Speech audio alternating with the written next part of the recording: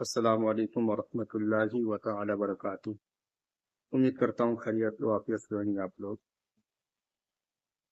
جیسا کہ آپ لوگ دیکھ چکے ہیں اور آپ لوگ کو معلوم بھی ہو چکا ہے کہ رزلٹ کیا آیا ہے الیکشن کا، بہار ودھان سبھا الیکشن میں۔ الحمدللہ، اللہ کا لاکھ لاکھ شکر کہ اللہ نے جناب بیرسٹر اسعد الدین اویسی صاحب کے کھاتے میں 5 سیٹوں کا عنایت فرمایا، اور بہت بہت شکر گزار ہے سیمانچل والوں کا۔ سیمانچل والوں نے جناب بیرسٹر اسعد الدین اویسی صاحب کو ناراض نہیں کیا، نراش نہیں کیا،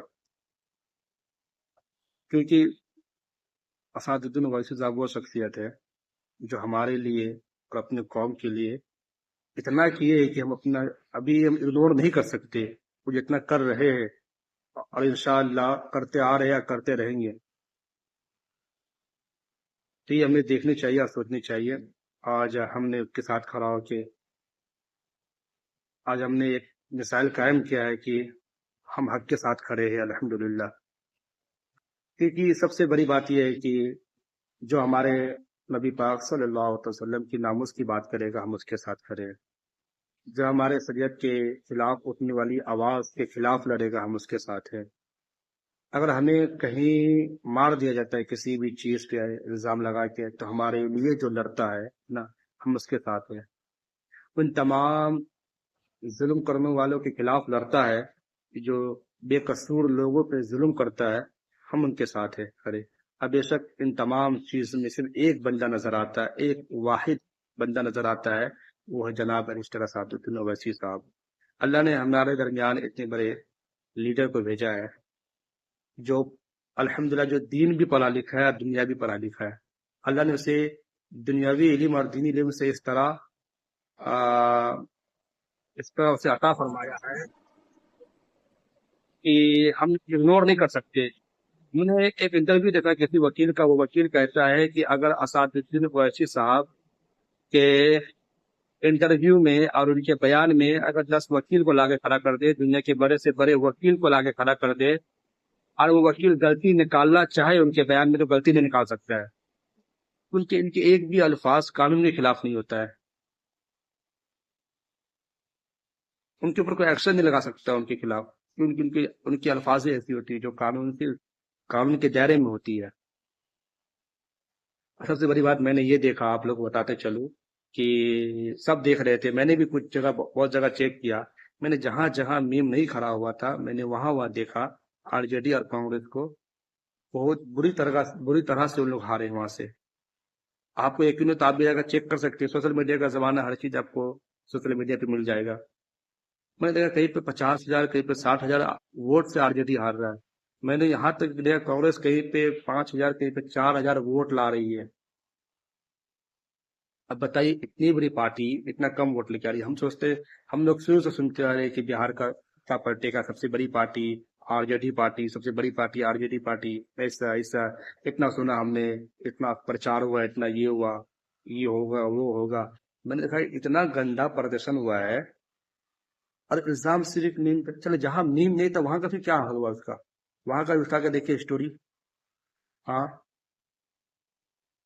اصل میں بی جے پی والوں کو اصل ٹکر تو ایم پارٹی نے دیا ہے۔ آپ دیکھ لیجئے، اگر کہیں ہارا بھی ہے اے آئی پارٹی نے، تو 5,000، 6,000، 7,000، 8,000 ووٹ سے ہارا ہے۔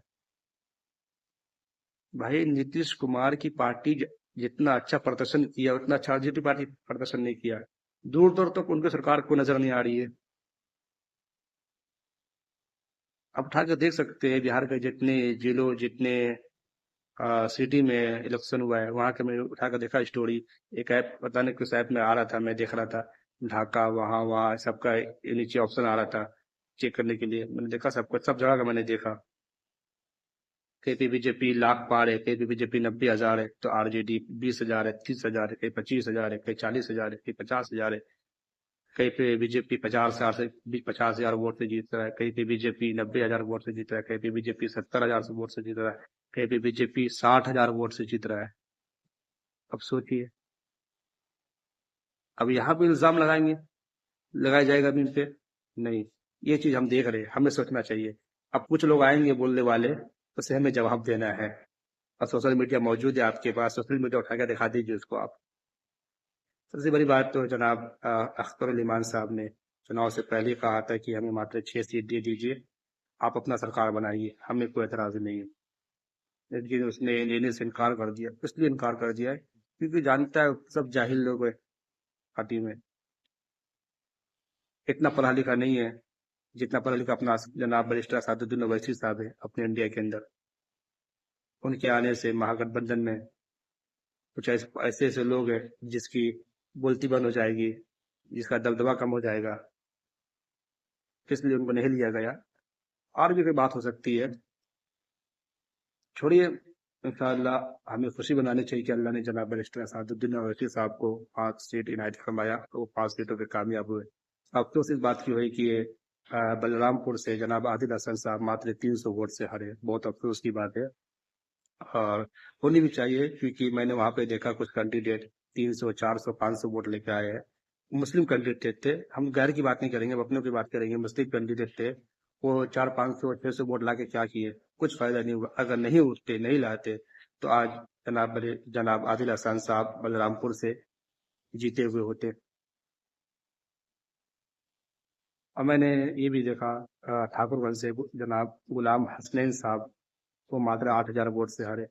وہاں پہ میں نے 2 بندہ کا نام دیکھا، جو ایک بندہ مسلم اپنے مسلم قوم کے ہے، اپنے مسلم بھائی ہے، جو ایک بندہ نے 2200 ووٹ لایا، ایک بندہ نے 7,800 ووٹ لایا، اور ماتر 8,000 ووٹ سے ہمارے غلام حسنین بھائی ہارے ہیں۔ اگر وہ دونوں نہیں اٹھتا، کچھ نہیں ہوتا، تو آج ہمارے ٹھاکر گنج سے بھی غلام حسنین بھائی صاحب جو ابھی ہے آج کامیاب ہوتے الحمدللہ۔ یعنی تقریباً اگر آر جے ڈی اور کانگریس اے آئی ایم کے پیچھا چھوڑ کر اگر بی جے پی کی مخالفت کے پرچار کرتا، آج اس کا اچھا خاصا پردرشن ہوتا۔ لیکن میں نے ایک چیز دیکھا پورے پرچار میں، ہر جگہ صرف اویسی صاحب بیرسٹر صاحب کا خلاف بلایا گیا، ان کے خلاف پرچار کیا گیا۔ میں نے آر جے ڈی کو اور کانگریس کو بی جے پی کے خلاف اس بار پرچار کرتے ہوئے دیکھا ہی نہیں کہیں پہ۔ میں سوچ رہا تھا بھائی بی جے پی سے اس میں ٹکر ہے کیا ہے، اے آئی ایم سے ٹکر ہے ان کا؟ آپ خود سوچیے، آپ آج سوچ کے کامنٹ میں ضرور بتائیں مجھے۔ السلام علیکم ورحمۃ اللہ وبرکاتہ۔